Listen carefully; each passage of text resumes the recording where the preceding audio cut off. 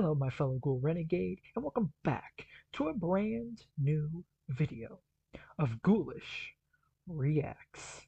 And today we are back diving in once again to the world of Liminal Land. Now, a lot of you guys are probably wondering, Dr. Ghoulish, you've already reacted to Liminal Land. Isn't the series over? Wasn't it canceled? Why are we talking about Liminal Land again?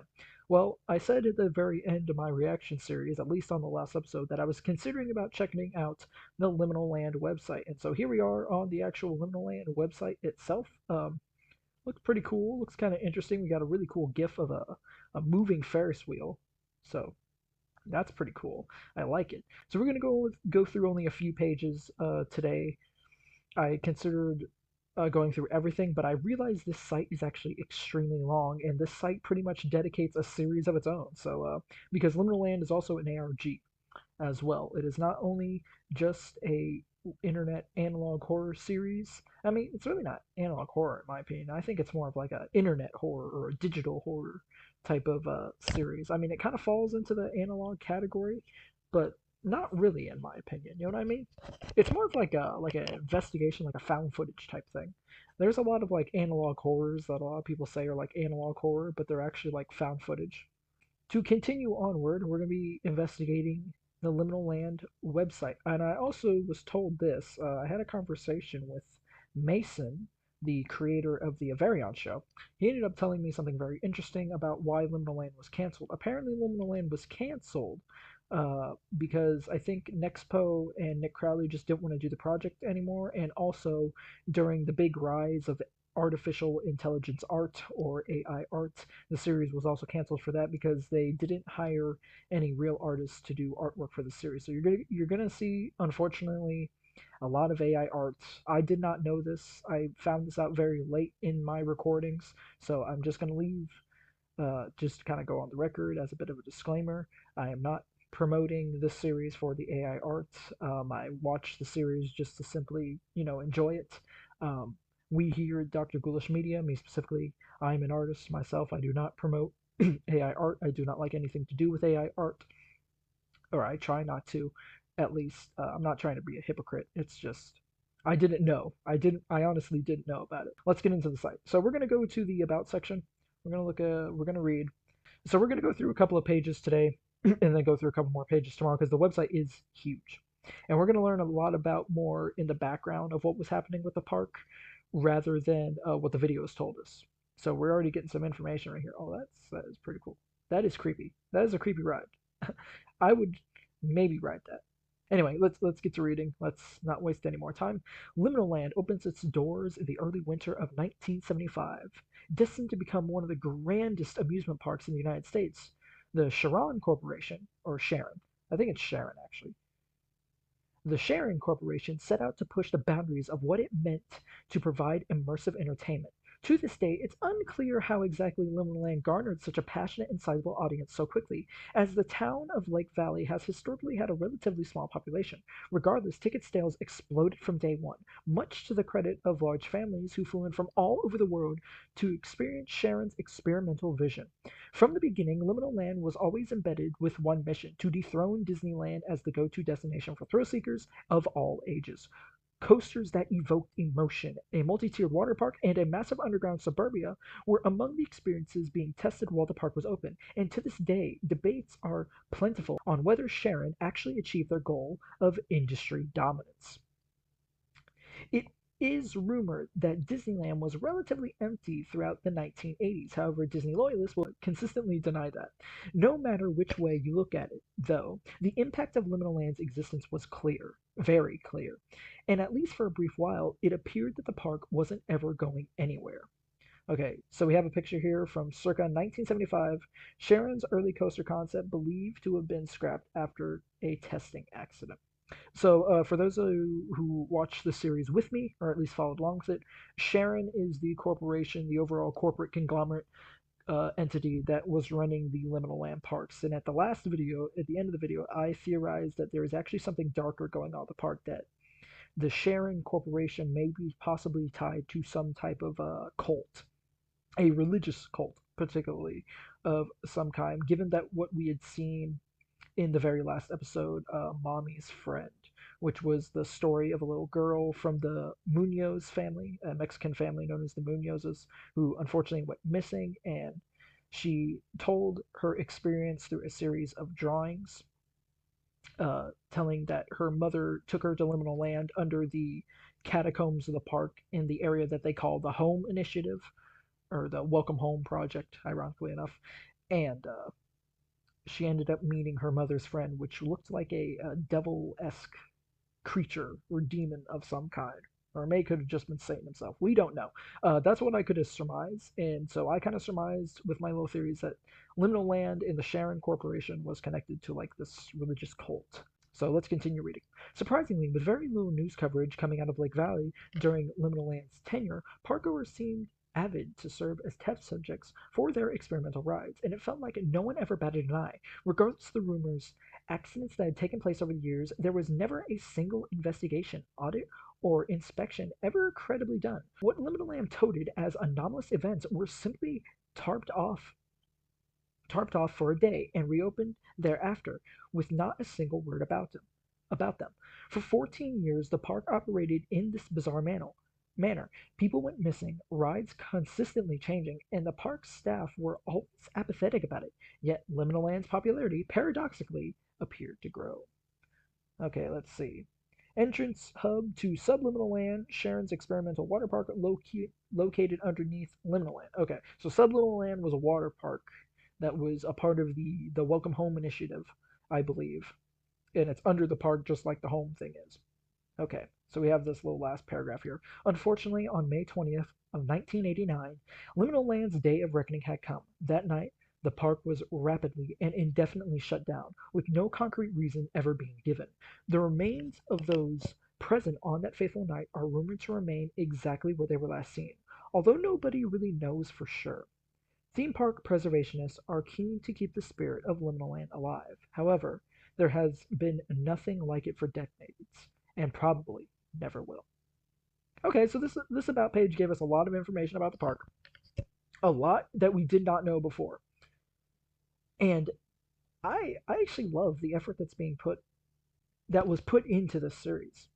Like, I understand maybe Nexpo and Nick Crowley should have put, I think what I said in the last episode, should have put maybe some more time in the art department, so to speak. Should have just hired some real artists, and I think this series would have been really great. I mean, it has a really good story.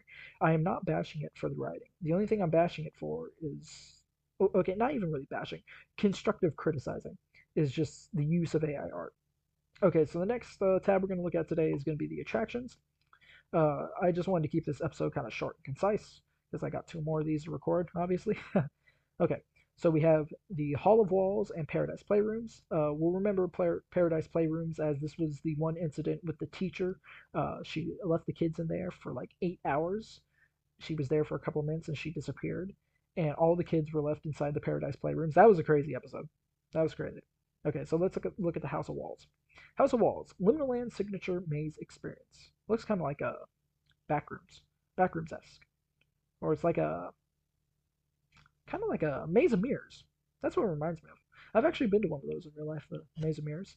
I went to Branson in my home state. It's like a big touristy area, and they have a maze of mirrors. They have the House of Wax Museum. All right, Paradise Playrooms. The revered Paradise Playrooms. Oh yeah, they're revered, all right. Revered by children, not so much by adults who just leave for 8.5 hours with your kids still inside, by the way.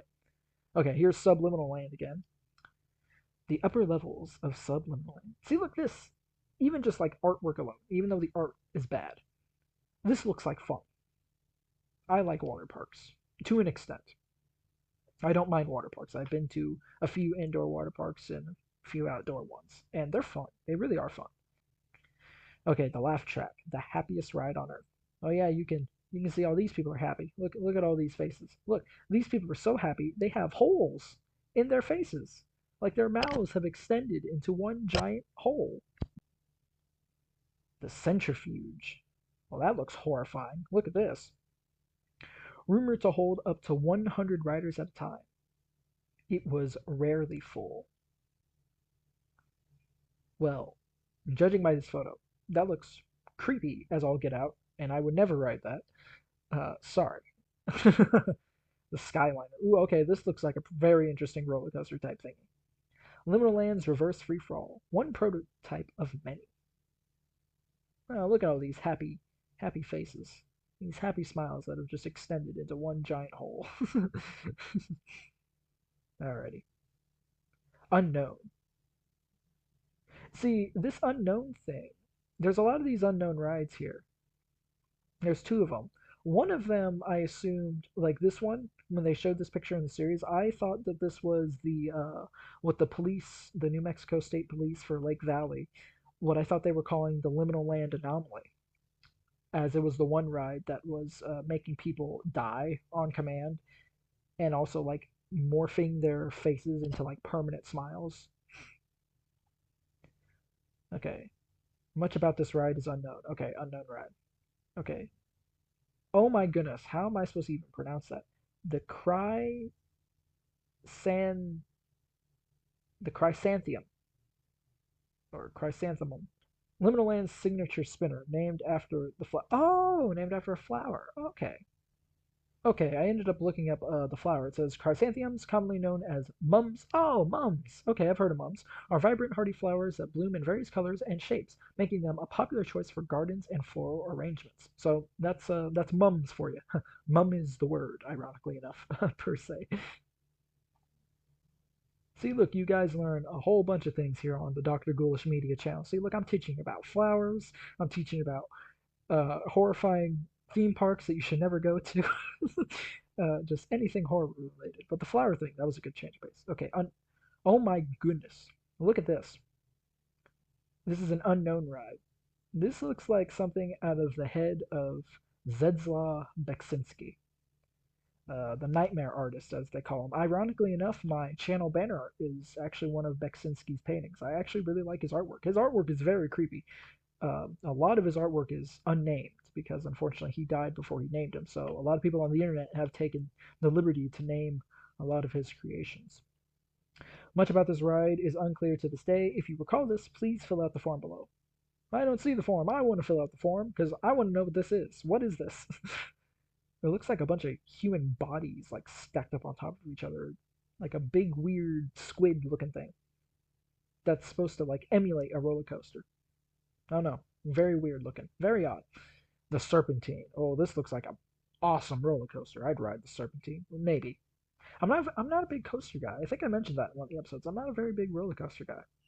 Roller coasters kind of, I don't know, they make me feel weird. The Serpentine. There's no description. It's just the Serpentine. If you haven't ridden the Serpentine, guys, you better go ride the Serpentine now because it's going to be the greatest roller coaster that you ever ride in your life. All right, the Funhouse. Let's see. Clown Maze at Liminal Land. From my recollection, this ride was always empty. Oh, another maze. Okay, so it's not like the Maze of Mirrors that we saw at the beginning. Invader Cave. Oh, this looks like fun. Liminal Land's transit system reportedly connects home to various areas of the park. Oh, okay, that's cool. It's kind of like the what's it called in Tomorrowland, the People Mover. That was actually pretty fun. I went to Disney a very long time ago when I was like really young, and my family and I we ended up going to Tomorrowland in Magic Kingdom, and riding the People Mover. That was pretty fun. Okay, so we're gonna go back to the homepage, obviously. Well, guys, that was the first part of the Liminal Land website. We have a lot more to go through. A lot more. We have accommodations, we have archives, we got the gallery, and we also have intervention. Now, intervention, this one's kind of interesting. Requires a password. I do not know what this password is yet, or if this area of the website is even going to be available anymore, because the series has been canceled for a while. Well, guys, unfortunately, that is all the time that I have today for this episode, or for this video per se.